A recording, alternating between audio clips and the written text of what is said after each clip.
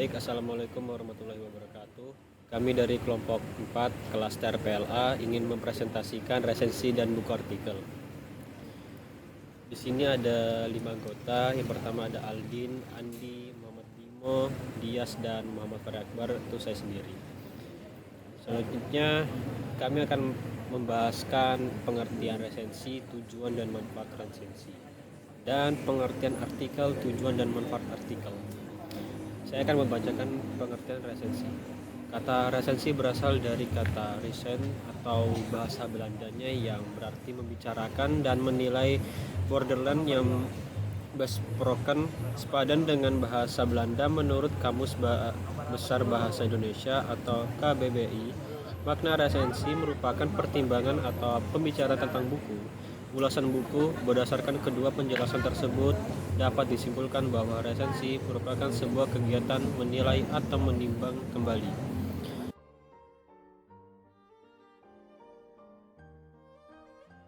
Oleh karena itu, resensi buku ialah memberikan tinjauan kritis atau penilaian terhadap kualitas suatu buku. Meresensi sebuah buku berarti merupakan aktivitas seseorang untuk menyampaikan gagasan secara tertulis dalam hal mengukur baik buruknya suatu buku. Hal-hal yang diukur dari suatu buku tersebut meliputi isi, struktur pengajian, serta manfaatnya bagi para pembaca. Bukan hanya buku saja. Berbagai hal dapat kamu resensikan, seperti pada buku The Art of Restaurant Review yang mengulas mengenai cara menjadi jurnalis boga yang baik dan membuat resensi sebuah restoran yang baik. Oke, selanjutnya akan dibacakan oleh Andi pertama. Silakan kepada beliau. Saya akan melanjutkan presentasi dari Muhammad Farid Akbar, yaitu tujuan resensi, memberi pemahaman komprehensif mengenai suatu karya berdasarkan sudut pandang penulis resensi, mengajak pembaca berpikir, merenung, dan mendiskusikan lebih jauh substansi dalam karya yang diulas. Memberi pertimbangan pada pembaca mengenai kelebihan dan kelemahan buku. Memberi informasi detail sebuah karya, yaitu nama pengarang, tahun terbit, latar belakang pengarang, proses pengkaryaan atau hubungan dengan karya lain yang sejenis. Pengertian unsur dan ciri-cirinya. Resensi informatif, ulasan yang berisi informasi suatu karya, biasanya hanya berisi ringkasan atau rangkuman mengenai substansi suatu karya. Resensi evaluatif, ulasan yang berisi penilaian tentang suatu karya, biasanya ringkasan atau rangkuman hanya sekilas. Selebihnya penulis memaparkan penilaian mengenai kelemahan dan kelebihan karya tersebut. Resensi informatif atau sampai evaluatif, ulasan yang merupakan perpaduan antara ringkasan karya dan penilaian baik buruknya. Selain memberikan informasi mengenai substansi suatu karya, resensi jenis ini disertai dengan evaluasi subjektif dari penulis. Struktur resensi.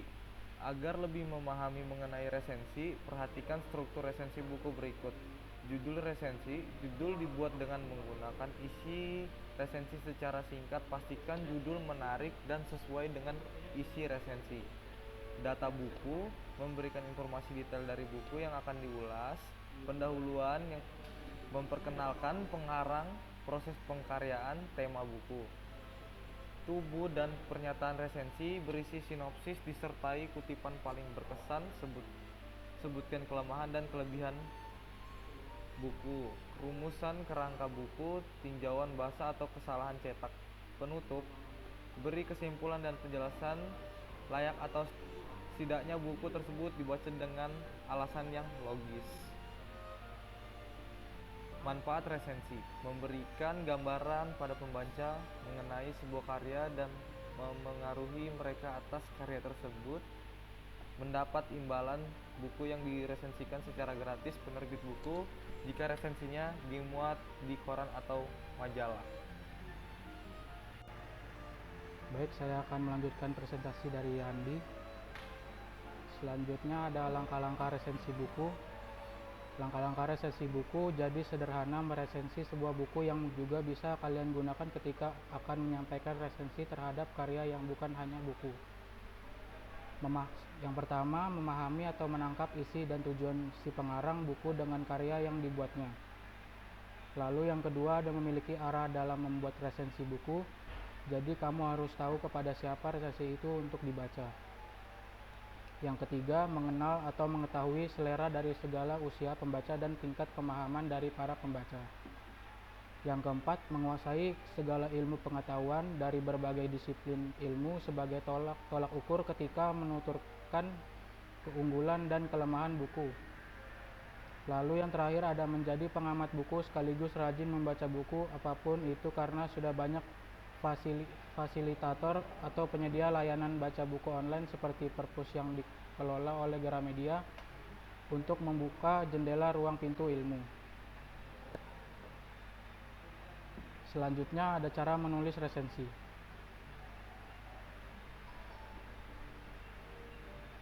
Cara menulis resensi kita perlu memperlihatkan adalah hal-hal sebagai berikut. Yang pertama, pilih karya yang akan diresensi. Pastikan kita untuk mengerti apa yang akan ditulis. Lalu, membaca buku, mendengarkan lagu, dan menonton drama film yang akan kita resensi. Yang ketiga, mencatat informasi tentang karya yang akan kita resensi, lalu menuliskan poin-poin penting, membuat ringkasan atau sinopsis, memberikan penilaian yaitu kelebihan atau kekurangan sebuah karya, dan yang terakhir mengangkat sisi lain dari sebuah karya. Cara menulis artikel yang baik adalah sebagai berikut. Menentukan ide topik dan tema, menyusun kerangka artikel, mencari resensi dan rujukan yang kredibel, menulis paragraf pembuka singkat namun berisi, menulis artikel secara singkat padat. Lalu ada contoh resensi seperti yang terlihat di gambar, yaitu judul buku 8 Konsepsi Landasan Bahasa Indonesia, perguruan tinggi pengarang yaitu Hani Subakti, SPD MPD, penerbit CV Kava Learning Center, tahun terbit 2019, tebal halaman 183 halaman. Dan saya akan membacakan pengertian artikel. Artikel dapat dipahami sebagai suatu rangkaian atau karangan yang dibuat berdasarkan fakta dan opini untuk dipublikasikan di media, baik itu media cetak, media online, bahkan juga sekarang banyak artikel yang diunggah di sosial media. Penulis artikel sendiri sebenarnya mengandung tujuan untuk menyampaikan suatu gagasan yang memuat data dan fakta. Gagasan dalam artikel pada akhirnya dapat mendidik, meyakini, atau meyakinkan, dan juga menjadi saranan hiburan bagi pembaca. Ya, selanjutnya saya akan melanjutkan yaitu tujuan artikel. Tujuan artikel yaitu 1. Tujuan kreatif.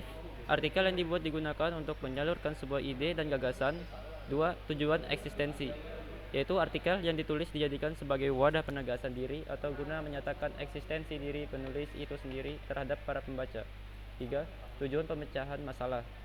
Artikel yang dibuat mempunyai tujuan sebagai alat bantu bagi para pembaca untuk memecahkan suatu permasalahan yang sedang dihadapi. 4. Tujuan penugasan. Contohnya, seorang siswa sekolah atau mahasiswa perguruan tinggi yang diberi tujuan untuk menulis suatu artikel. 5. Tujuan entertainment. Artikel yang dibuat berisikan cerita yang menghibur untuk para pembaca. 6. Itu tujuan informasi. Artikel yang dibuat semata-mata hanya untuk memberikan informasi terhadap para pembaca tentang suatu hal. 7. Tujuan persuasi atau membujuk, yaitu artikel 1 ini bertujuan untuk mengulas sesuatu yang di dalamnya mengandung kalimat bujukan untuk membaca agar mau melakukan suatu hal atau membeli suatu barang. Unsur-unsur artikel. Unsur-unsur dalam menulis artikel ilmiah. Unsur-unsur artikel dapat diartikan sebagai bagian yang mengisi sebuah artikel ilmiah. Berikut ini adalah unsur-unsurnya. Judul-judul adalah kepala tulisan yang mencerminkan isi artikel secara keseluruhan.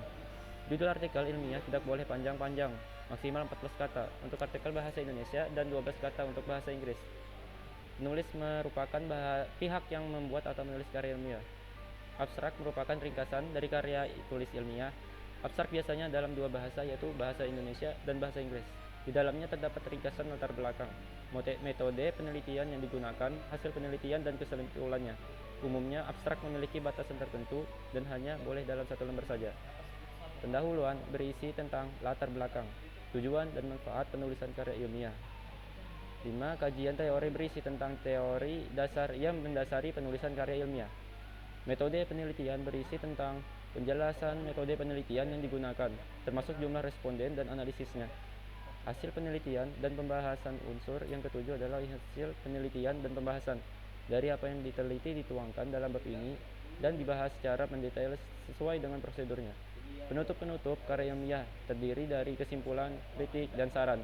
Daftar pustaka bagian terakhir berisi data publikasi yang dipakai penulis dalam menyusun artikelnya. Manfaat artikel. 1. Sarana untuk menyampaikan ide penulis dalam mengembangkan daya imajinasi serta kreatif. 2. Berpikir sistematis serta berbahasa secara tertib dan teratur. 3. Memahami tujuan menulis yang nantinya akan mampu menguasai kompetensi menulis yang harus dihadapi sebagai sarana publikasi hasil pemikiran secara ilmiah melalui jurnal ilmiah. 5. Memberi dampak akademis bagi pembaca. Langkah-langkah artikel. 7 langkah cara menulis artikel, yaitu 1. Menemukan ide, 2. Menetapkan angel, 3. Mengumpulkan bahan tulisan, 4. Kerangka tulisan, 5. Menulis, 6. Editing, 7. Publikasi. Selanjutnya akan dibacakan oleh Saudara Bimo.